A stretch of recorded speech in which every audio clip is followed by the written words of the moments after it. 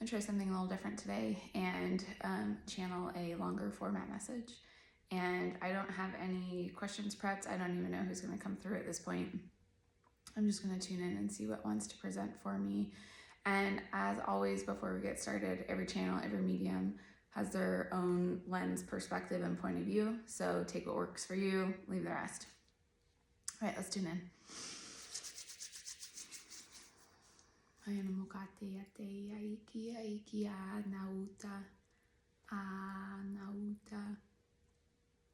I'm seeing all my blue Orion beings come and fill the space. Hello, friends. They're saying it would be an honor and a privilege to go first. And I'm seeing the rest of my team kind of step back and bow down. Perfect. They're saying we are of the water, which you all are too. I've set the intention into this space of channeling a message that would be more for like a collective rather than me personally. So the words are for all of us here. Okay, sorry, go ahead, guys. I have like one main spokesperson kind of coming through, a few a little bit off the side and back, and then I'm feeling like the full collective around. They're saying for anybody listening to this transmission, still your body, feel a wave from your head to your toes, feel into your heart space, and feel the pulse of energy through your water and electrical system. So I'm just feeling into that for a moment. I'm first feeling into the water and then like the circuitry that can flow through the water, and I'm feeling the pulse. It's mostly in my legs right now, kind of like a heartbeat throb feeling. They're saying there is an electrical system that passes, they're showing me water and also like salts and crystals, but it's all together, this system. They're saying that there are bridges and passages through this system in your physical body, and then bridges and doorway and passages into external, is it dimensions or realms? Both. They're saying anywhere you would like. They're saying teleporting, astral projecting, mind going, mind journeying, all of these things. They're saying water is connected eternally, and by its eternal connection, there is memory of all. You must simply tune into the water and you have access to all the memory. Are we talking about memory for like us on an individual scale, or memory for the collective? Or can you give me more information, please, on that word memory? They're laughing. They're saying memory is subjective, first of all. There is memory and then there is truth, and there is a difference between the two.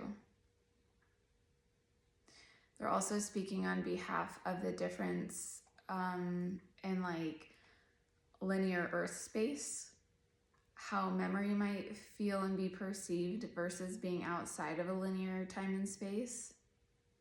That it is less of a memory because memory can imply time in a past. Okay. They're saying outside of linear, it is just existence. Their words are pure existence.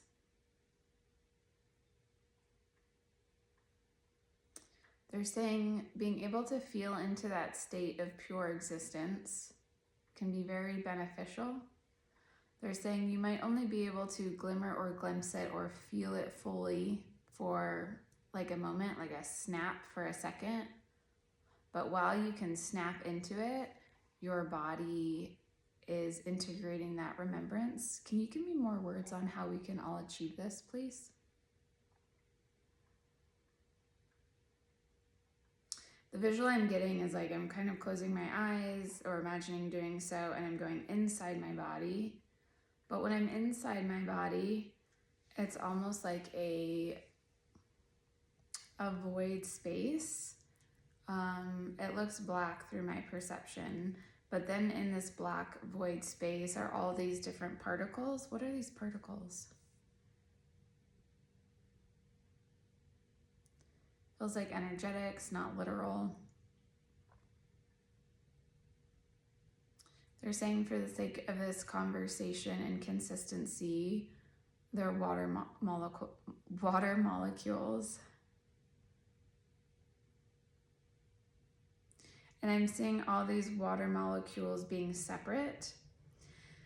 And like my mind feels busy when I try and view them all separate. And then I was seeing them all start to come in together as one. And my mind then was able to calm down, to like settle and be in a calm state when I viewed it as one. And when I viewed it as one water molecule, but everything still existing within it, there's like pictures, there's visuals, there's access to everything within one. It's almost like a crystal ball, how you can like see everything within it. So what are we supposed to do with this water molecule of remembrance? Yeah, it is similar. They're saying you can, they're saying the words water magic, which I do a little, my understanding of that is like a different flavor, but here we go.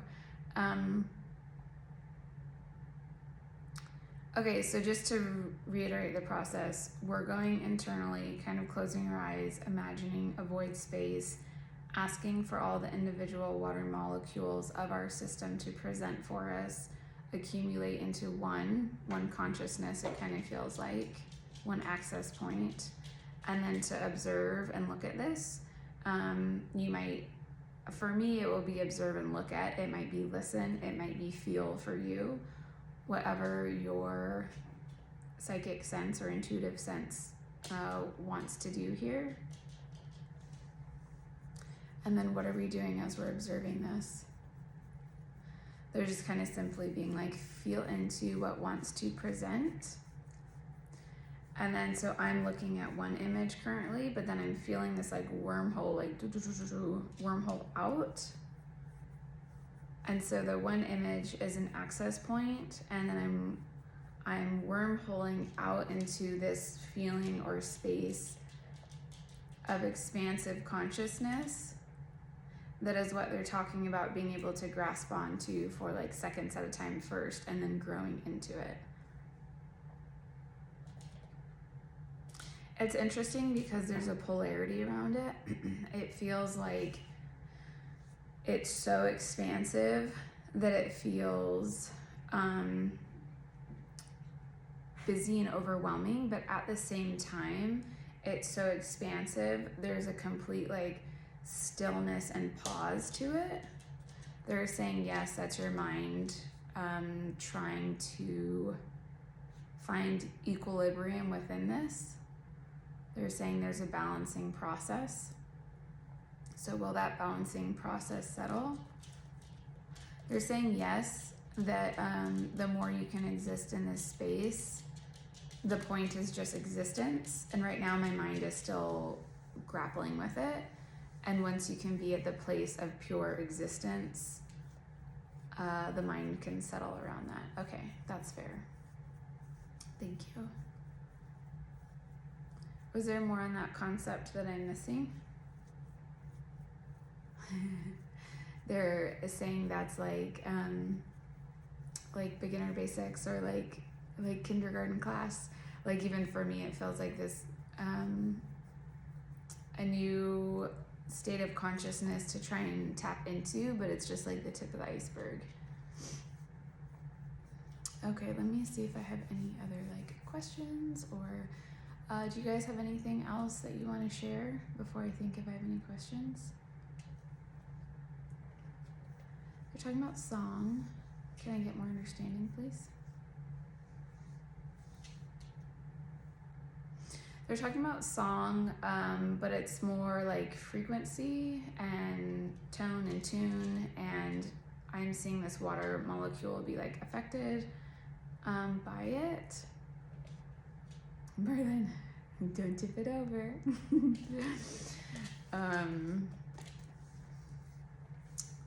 Can I get more understanding, please? They're saying don't forget to use sound and frequency, that it is a, my word is like underrated, or it's not given enough credit or value for the potency. Their word is potency. They're talking about their method of intelligence via water, that tone and frequency is like a massive tool when working with that. Can I receive any more literal understanding, please?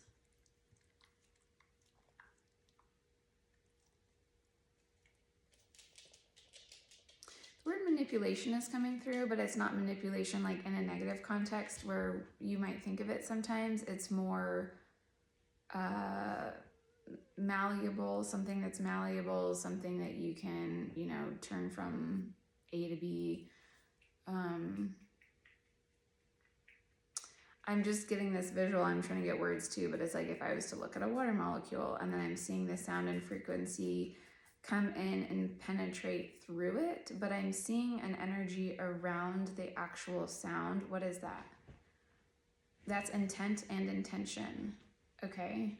And then I'm seeing the frequency being able to penetrate the water molecule, and when it's coded with a specific intention, that is when it is then shifting is it the state of the water molecule?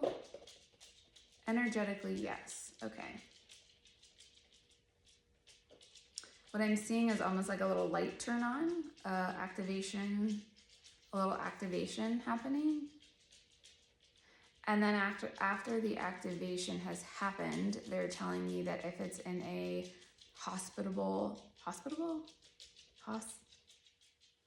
whatever the word is when it's like, yeah, hospitable environment. Oh, they're laughing at me. A conducive environment, then that's when long-term shift can take place. So it's like you can affect the individual water molecules, but then the surrounding space needs to be of what? A certain lack of density. So there needs to be a lightness, a clearness, and openness available in the space. How are we achieving this? Freedom of emotions. Okay. So like emotional clearings, working on limiting beliefs, that kind of stuff. Yes. The word neurology is coming through. Can I get more understanding, please? They're talking about the brain now, and they're talking about the brain being a massive computer, which, yes, we know. They're saying that there's levels to the computer that we have not tapped into or accessed. And the way when I'm working with limiting beliefs, neural networks, rewiring the brain, I just kind of see a basic brain with these grooves in it, and then it gets lit up with blue current of like energy or electricity, and then I get shown kind of to lift that groove up and kind of place it elsewhere where it's more, can rewrite new pathways easily. And so it's feeling similar to this. Yeah, they're just talking about like, I don't think I'm gonna get the full concept yet right now, but my awareness that I have of being able to shift limiting beliefs, which is basically like rewiring your programming to then be able to like change your reality around you.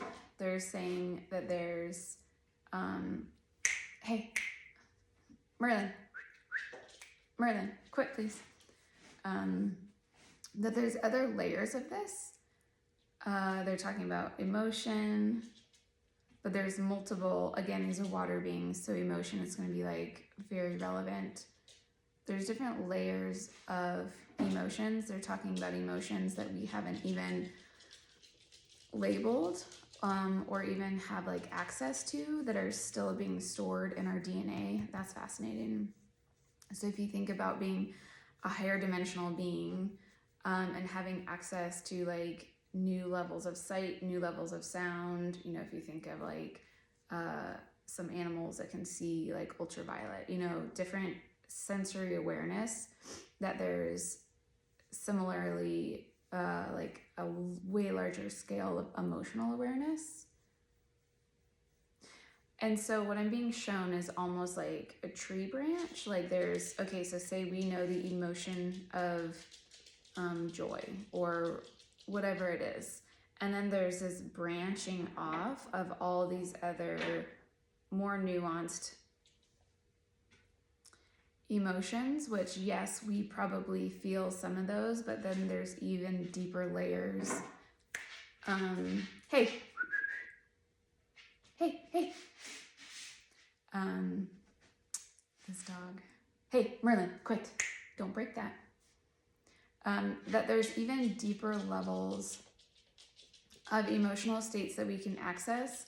And so if we're able to access these deeper branches of the emotional keys, they're calling them, then we're accessing larger aspects of ourself.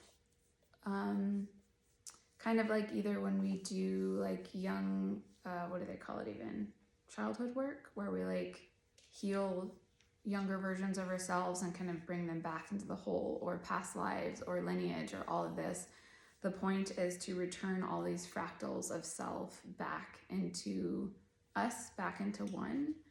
And so they're talking about this emotional key, these branches. You start at the one point and then feeling down into the deeper layers.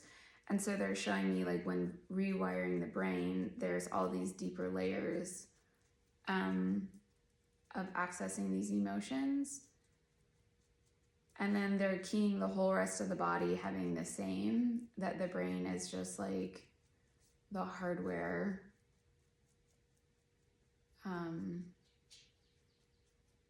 It's almost like the body follows suit, but that's not exactly it. The body also has its own separative, individual keyholes of remembrance and intelligence. Oh, they're saying the brain is the hub. Okay, that makes sense. Okay, so is there some way we're meant to work with this information specifically? They're saying awareness of it comes first, letting your conscious mind chew that over basically is going to give you more access. So by thinking it through and thinking about it is the starting point. Okay, yeah, they're feeling like for today, this is what they wanted to share.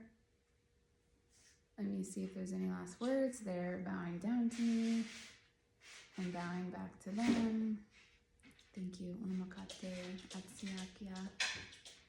Thank you for all your insight to all of us, for all your guidance. We're sending you back love and gratitude. Thank you.